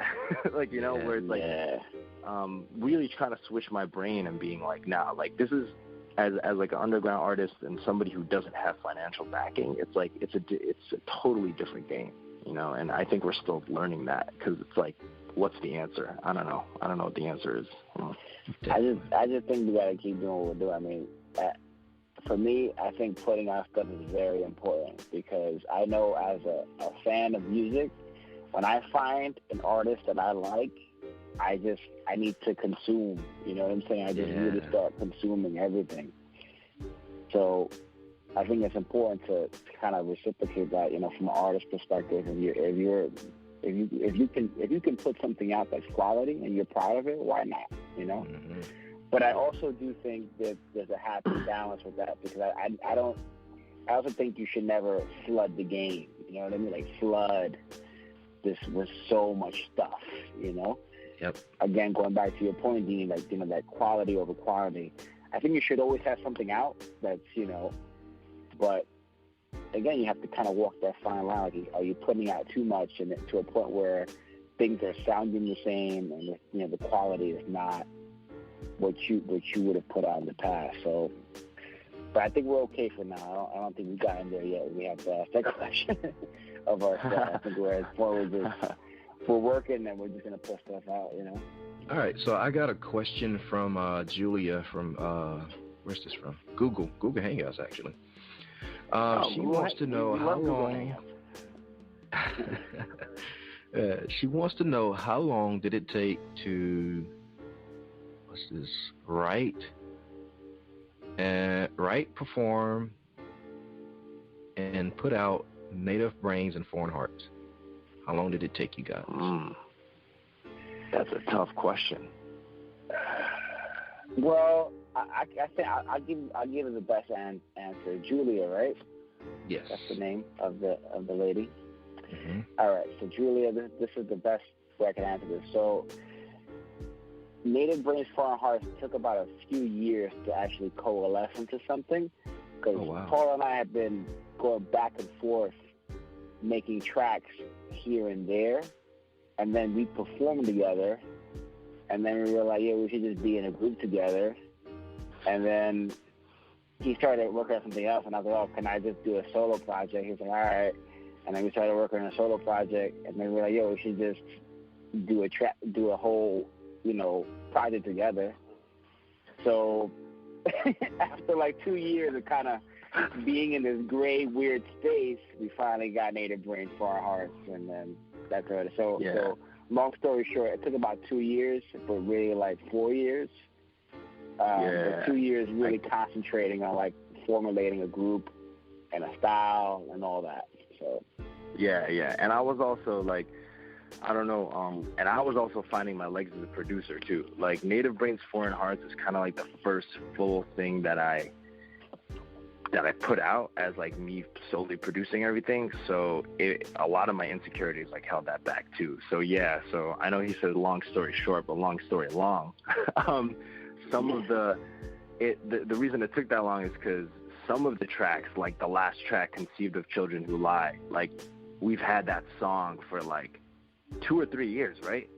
Yeah, forever. And it was just sitting in my hard drive, and then finally something hit me, and like I knew what I wanted to do with it, you know. And then like things like Tripping While Trying to Find Balance, that's only like a few months old, you know. So I think I think it took a really long time because we were just trying to find ourselves, you know. And yeah, so probably like 2 or 3 years. Yeah. All right, cool. Yeah, cool. For it to be like solidified, and this EP we just put out, Native Brains Foreign Hearts, is like the final stamp of approval. Like, yes, we are a group. This is what we're doing. Yeah. This is how we're gonna work. This is like our sound. Yeah. Yeah, and like honest, and like just in case, Julia, like you're an artist and you know you've been working on something for a while. It was absolutely worth the wait, you know, because I think at the time it felt like, oh, this is taking forever. Like we had the masters for a really long time. Like we had the masters for quite a bit before we actually put it out. And as soon as we quote like released it, it just felt like no time. You know, like I was just happy that it was out, and we were just kind of like, all right, on to the next one. You know, so like if you do create things like this took a couple years to really like solidify itself, but it was absolutely worth the wait. I wouldn't have had it. I wouldn't have done it in any shorter amount of time. So just to piggyback of what you were saying, one thing that I appreciate about working with Paul is that putting things out when they're meant to come out. Because sometimes you rush things and it just doesn't hit that sweet spot. And sometimes you just have to be in that right space, emotionally, mentally, wherever it is, for you to put out what needs to come out. You know what I mean? And it has to be at that right moment. It has to feel natural and organic. And I think that's what Native Brains Foreign Hearts is. It came out when it needed to come out. It was finished when it needed to be finished. And we didn't like put a rush on it, because had we done that, I don't think we would have been as proud of this EP as we are. Yeah. All right. Awesome. Hope to answer your question, Julia. That was a long answer. She said appreciate it. All right. So we got a question from Bobby.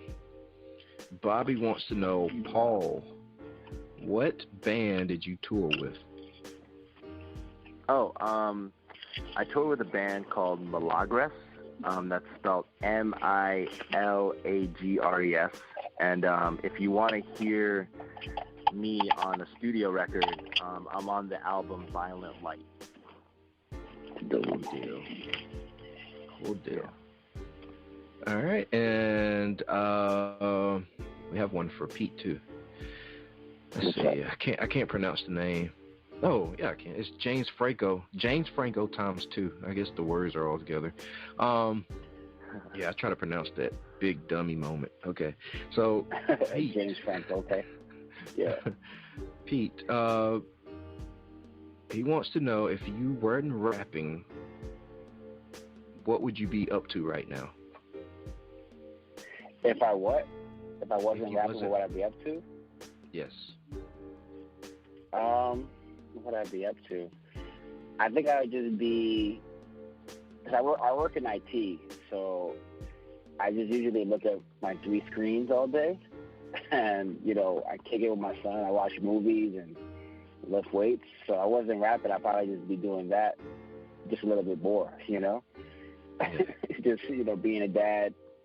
Regular stuff, man. But I don't know if I could ever not rap. I've been doing it for so long. Even on the train going to work, like when I wasn't, you know, working with Paul or anything, I would just always do stuff. So if I'm not doing that, I'm just kind of taking it, reading comic books, going to the gym, regular stuff. Nothing out of the ordinary. Yeah. All right, cool questions, guys. Thanks. All right, so that's my question. Yeah. Guys, when recording as a two-piece group, is it important to think about how you will be able to play these songs live? Oh yeah. Yeah. Yeah. Live show like. Yeah. Yeah, it's been crazy. It's kind of so it's a huge concern of ours. One, like especially when we think of putting a feature on. Like there's this one track that we used to do where like I literally had to write a new verse just to perform it live because it was like, well, we can't just like stand here while that person's supposed to feature. And then also like I'm a huge control freak too, and I think that's one of our big challenges. Like if I could help it, I won't let anybody spin our instrumentals. Because what I do is I have a MIDI twister. Shout out to DJ Tech Tools. DJ Tech Tools is a really dope independent company that makes like MIDI instruments. And then I have a launch pad, and I have all our stems divided up. And instead of just letting our track play, I could actually like manipulate the stems and like add delays to it, add effects. I could drop individual instruments out. So I think what we've tried to figure out is like, okay, when is Pete going to be more in the front? When can I be in the back and like messing with the stems and try to add like a live aspect to it? So I think it's a huge something that took us a while to figure out because, like it's fun to like be able to control instrumentals, but sometimes it would like look weird if I'm like back there and I'm not like hyping Pete, So I think just figuring out when to hype, and then also like, to be completely honest, for anybody who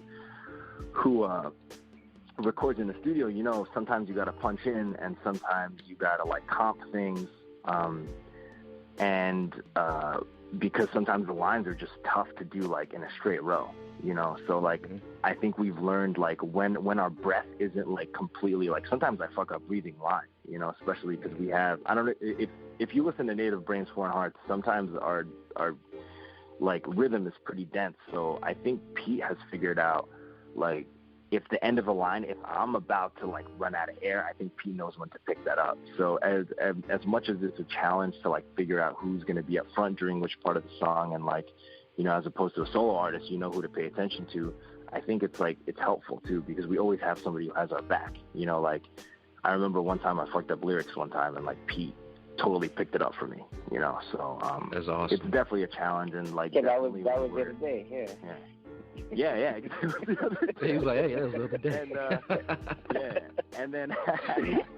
And then now even like the music that we've been working on recently is like, now we're playing with it even more. Like, okay, when can we go back and forth? Like, because a lot of Native Brains Foreign Hearts is like, I'll do a verse and Pete will do a verse, and the only thing that connects it is kind of like the chorus. But now we're like, oh man, it would be fun live if we had verses to trade. So like, we've written some stuff where we're like going back and forth now, so it's definitely been a journey, and it is something to think about live, because I think at first it was weird to like be a group, because we're both MCs, so we got some kind of ego on us, so it's like, how do you share that space, and then how do we feel like a group even visually? Like, we're trying this thing out recently, where we both found dope shirts that we really like, and we're like, all right, let's just both wear the same shirt, like, for a show. Let's see how it feels. And like, that may sound like a weird material thing, but like, the last time we played a show, it was cool. It was cool that we both had the same shirt on, because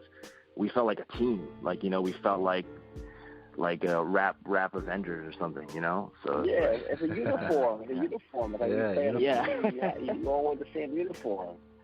Yeah, so I guess more like the X-Men, not the Avengers. Yeah, X-Men, Avengers, definitely they have all different kind of costumes, but you get the point.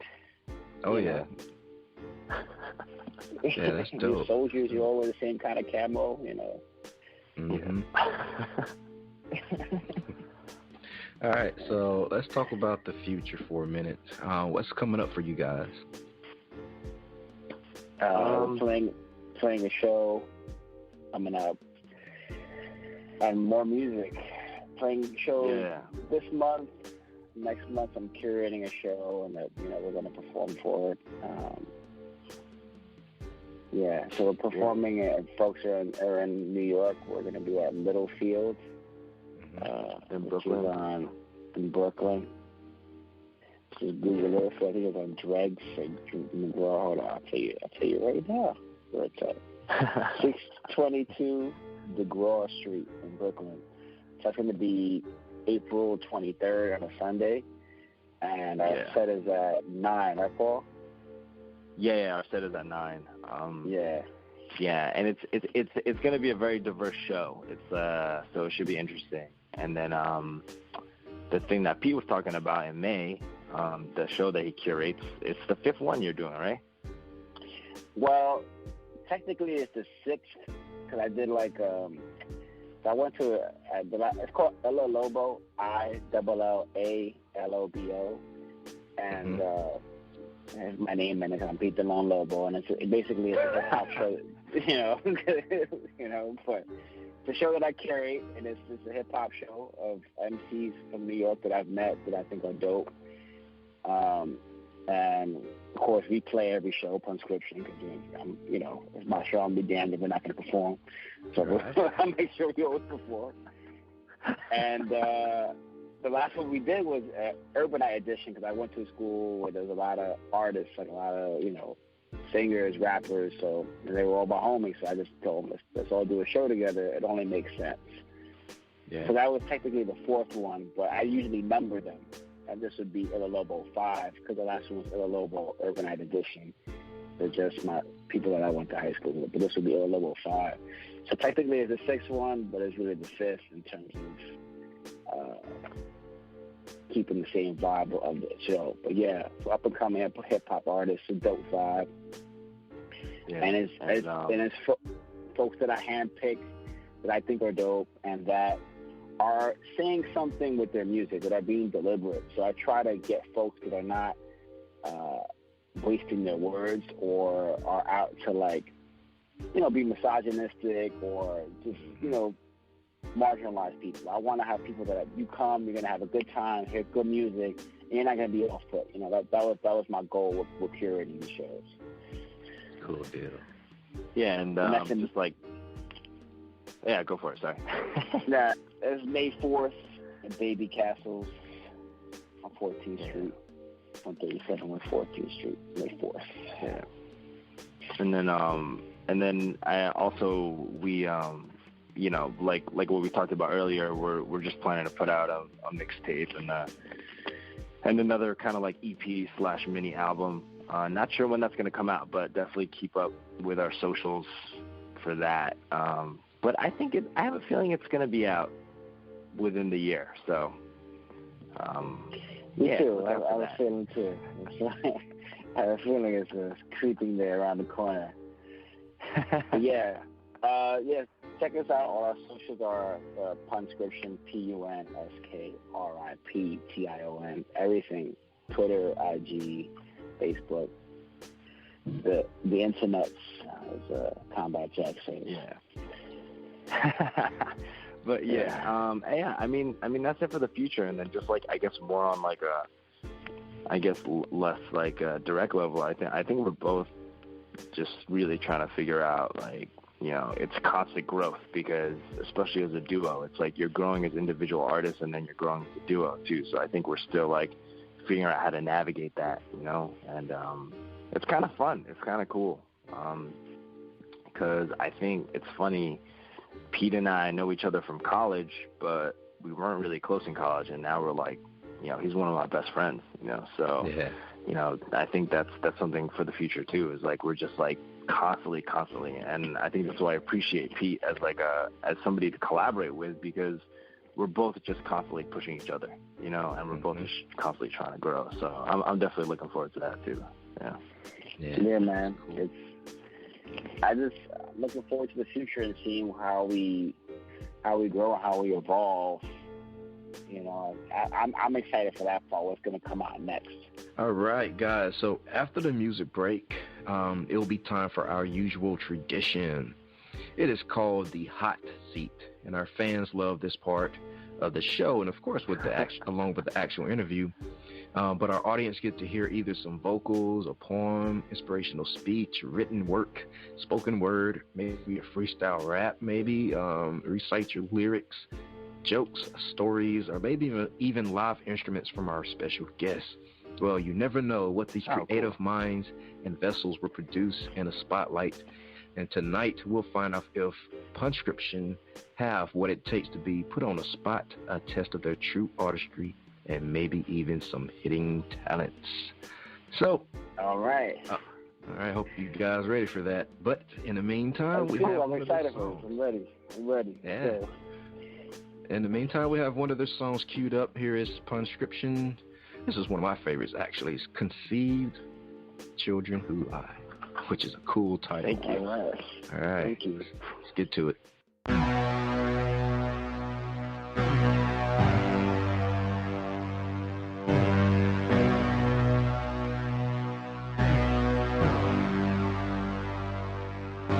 I open my eyes, can't believe I live in present times. 10 years past 2005, it's still a crime to be other than white. In the pigment of the skin you were born in. In the pigment of the skin you were drawn in. I wonder where the Lord is, cause it feels like 4 horsemen are ready to gallop in with arrows made of metal pins. Unleashing grenades to serenade with accolades and attaboys for the ones who destroyed and made humanity void of any hope to universally unify. Stop the wars that's based on lies. Helen aside, they have more important lives than the ones they snipe, than the ones they light. Like lawn crosses with witches being burned cause they supposedly godless, when the ones who stack the tinder are the ones who stain their fingers. The blood of innocence linger like the ghost of a fat singer who couldn't finish the last note of a song cause you're being choked by hands claiming to be God's wands. Conceived of children who lie, believe it was original sin. And do I continue to hide, or let words kill me again? Conceived of children who lie, believe it was original sin. And do I continue to hide, or let words heal me again? I'm the generation that father forgot, single mothers did not, and with dual roles, making sure I always had school clothes, given the skills that truth holds. Was dad's head? Who knows? You half-ass effort, now I see you walking through a desert. What's your messiah now? Your wife's a pariah, I wonder how you even shock me out. I'm my mother's son, without a doubt, same savvy, but I forgive you daddy, and you too mom, but when you split you lit the fuse to a new bomb. Vividly fire when I embrace trauma to survive, and stuck my soul in a beehive. Stings for the songs I sing. It was 14, young Pete, smoking weed at 14. It pulled me in like a drawstring, from life I was escaping. Holes in the heart, left gaping, but it's yours for the taking. Unbelievable. Conceived of children who lie, believe it was original sin. And do I continue to hide, or let words kill me again? Conceived of children who lie, believe it was original sin. And do I continue to hide, or let words heal me again? Conceived of children who lie, believe it was original sin. And do I continue to hide, or let words kill me again? Conceived of children who lie, believe it was original sin. And do I continue to hide, or let words heal me again? Conceived of children who lie, believe it was original sin. And do I continue to hide, or let words kill me again?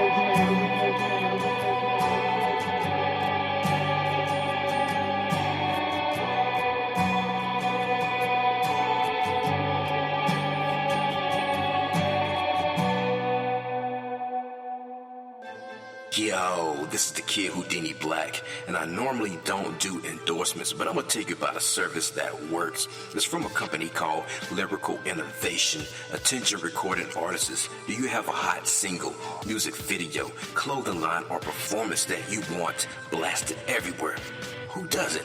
Well, Lyrical Innovation is offering free promotion for a week for the first 50 people that subscribe to their mailing list. They will add your content on their website, Instagram page, which has over 12,000 followers, and Facebook page. Let them work for you. Visit their website to get started today at www.lyricalinnovation.com.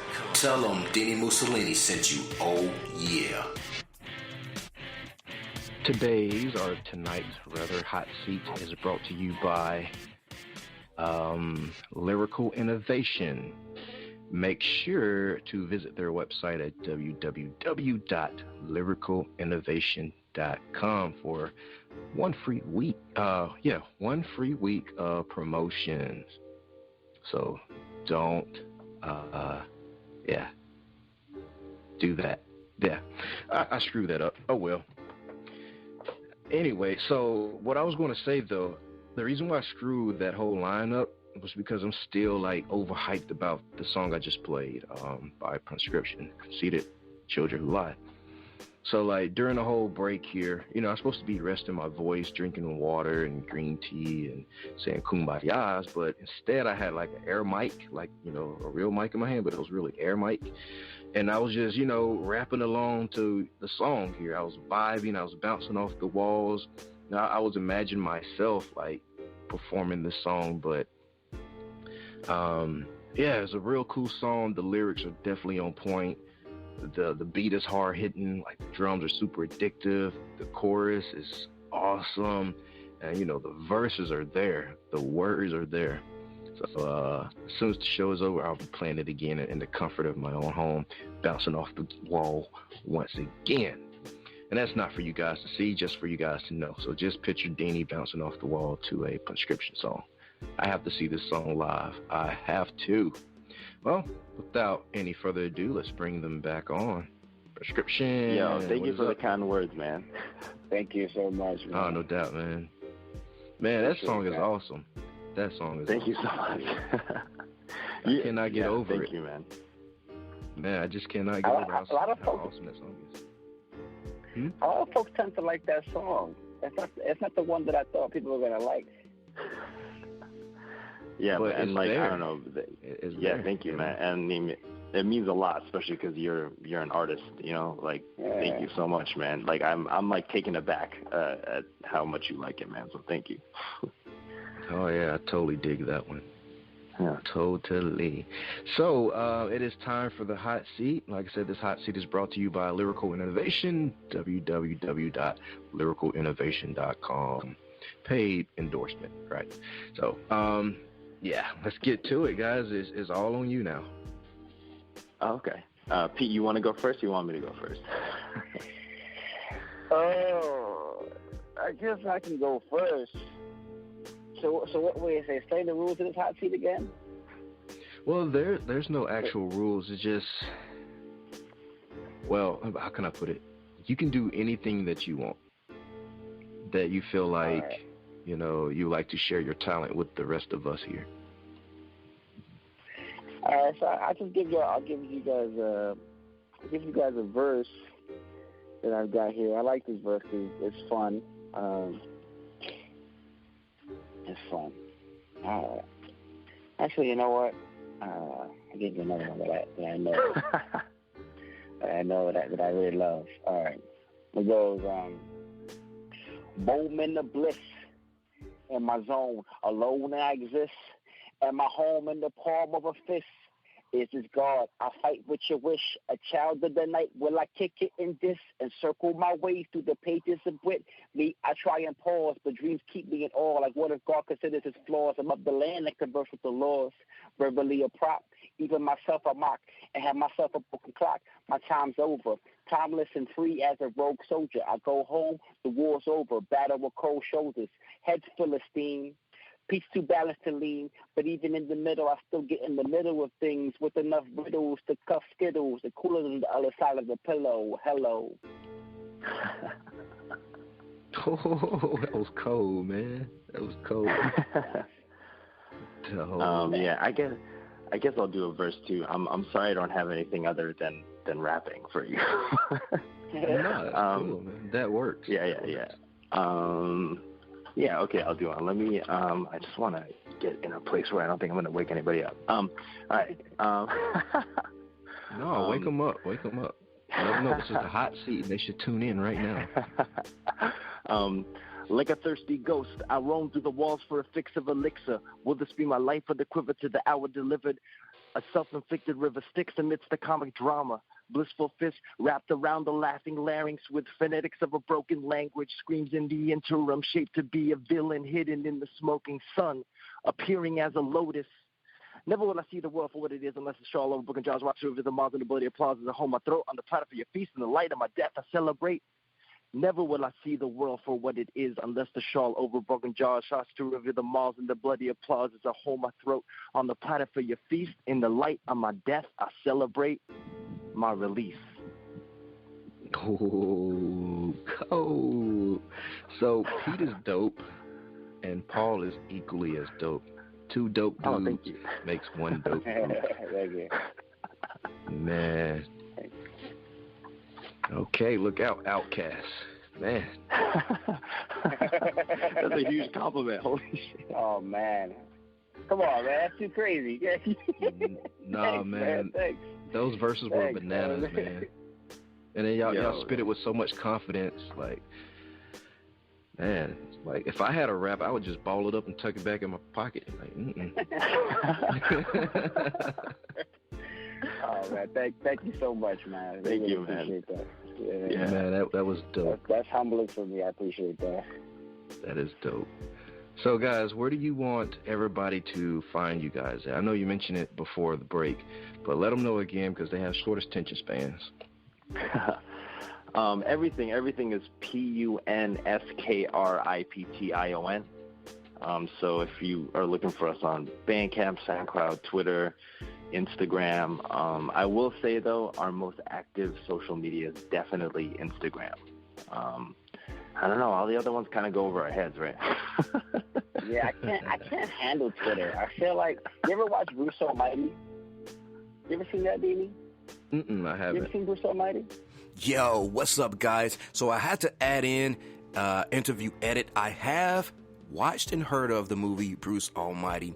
I didn't quite hear him, and it's probably because of so many plane trips being so high in the air. Now one of my ears doesn't work properly. I should probably sue, right? Yeah, that's a great idea. Well, okay, back to the interview. You ever seen Bruce Almighty? All right, so in this movie, Jim Carrey is like God for a week, and he starts to hear everybody's prayers all at once, and it's overwhelming for him. So that's how I feel whenever I go on Twitter. I just feel like it's everybody's thoughts just flying at me, and I can't take it. So one of these days I'm going to learn how to navigate Twitter, but for now, it's kind of like, it's overwhelming. I can't handle it. But yeah. All like everything we have, like luckily nobody's ever taken the name Punskription, so like everything, all our socials, our website. Well, our website is punskription.wordpress.com, and everything else is just Punskription. Because yeah, I remember when we first came up with that name, like I googled it and I was like, no search results, and I was like, awesome. Yeah, that's dope to be able to do that nowadays. Yeah. Let me ask you this: do you guys have a mailing list? We do. You could sign up for one, but like nobody's on it, so we haven't like sent out any emails. I'm hoping to start building that up. Like we haven't really like encouraged people to sign up for it, because it's like I don't know. We're still trying to figure out like the communication. And I don't know, I always feel like I'm bothering people. So you can sign up for a mailing list on our website, but we haven't started sending out emails yet. I think when our next record comes along, like we'll probably start sending out emails. All right, cool. Well, I'll go sign up for your email list. I think email marketing is like one of the biggest things right now. Yeah, and I definitely use that to bug people, because people like Walmart, they bug me like every other day with their sales and Black Fridays, and I marked this down, and okay, so it works. And it works, man. Yeah, it does. Like, I skip over 3 or 4 of them, but then there's that one that catches my eye. Yeah, that's actually like how I keep up with Run the Jewels a lot. Like, ever since their first record, like, they do email lists really well. Yeah, so that's a good point. Yeah. We should get on that, Pete. Yeah, we should. I think, email works better than Facebook and Twitter, because you know who you're talking to. Yeah. Sometimes. Okay. All right, guys. Thank you, my Vigilantes family, as always, for checking out my podcast over here at Vigilantes Radio. I'm so grateful you guys showed up. And I'm talking about the listeners, and of course, along with our guests as well. I wouldn't want to be sitting here by myself talking about, movies and crap. I want to talk to artists who are putting the work in. That's what we do here. So all episodes are available for free download, and you can grab that from our server over at Spreaker.com /only one media group. Be sure to follow. You could also grab it from iTunes. They're ever so gracious to let us, push our media there. You can also grab it from YouTube and the traditional way over at our website, which again is onlyonemediagroup.com, and that goes for every single episode that we've ever aired. There's also an app called Podcast Addict for all you podcast addicts out there. Feel free to stream and download and bootleg the shows. Just pass them along. I don't care. So if you like to request music or send something for me to play, email it to me at vradio@onlyonemediagroup.com. Be sure to use tags. Don't just send me 0 track 1, because that's how I will announce you. So number 1 sent me a song called Track, and here it is. Don't do that. So here's my disclaimer. We are genre free. We do not judge, and we absolutely do not base our opinions on hearsay but facts. And actually, you can scratch that disclaimer, because all of my opinions are always right. That's the bottom line. This is my show. Nah, just kidding. On behalf of myself, Denny Mussolini, I appreciate all you guys for tuning in, either afterwards or live with us. Spread the word, because sharing is caring. Also, a special thanks to our guest tonight, Punskription, for joining us. I will be sure to consume all of their records for the next few days here, watching all the videos, joining the Facebook and the Twitter and the Instagram. So look for Deanie. I will be sending you guys requests and stalking your social media pages over the next couple of days here. Maybe we become great friends in the end, who knows. So we stepped up our game just for you guys and our guests to make sure that you guys have the best experience here on our show. Deanie just may end up on a Punskription song. Who knows? I do it all, my friends. Okay. Well, just remember to be yourself. Oh, yeah. Just remember to be yourself, guys, and be absolutely freaking great at just doing that. So peace and have a wonderful night. You are now listening to Vigilantes Radio, the people's choice for quality interviews, art, music, and hot topics. Hosted by Demetrius Houdini Black Reynolds, of the duo No Longer the Hero. Co-hosted by the Vigilantes Banditti. Call in to join the mix. All episodes of this podcast are available for free download at www.onlyonemediagroup.com.